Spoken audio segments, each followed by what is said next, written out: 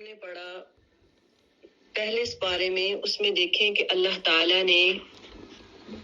مومنین جو ہے ایمان والے یا کہہ لیں کہ متقین اور جو فلاح پانے والے لوگ ہیں ان کے بارے میں بتایا، ایمان بالغیب کی اہمیت،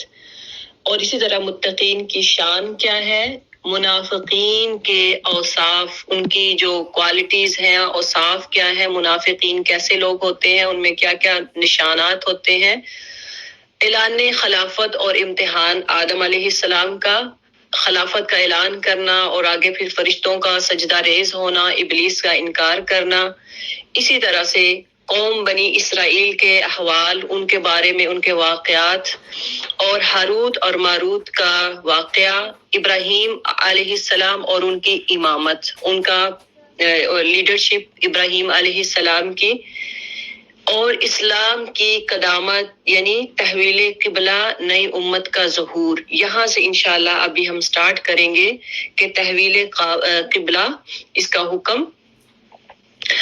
اب دیکھیں کہ ہم آگے جو پڑھیں گے سیقول یہ سیکنڈ جو سپارہ ہے، اس میں ایک تو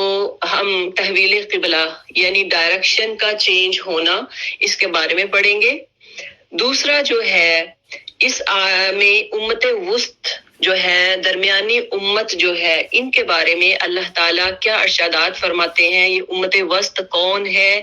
امت وسط بن کر شہادت علی الناس کا فریضہ ادا کرنا، شہادت علی الناس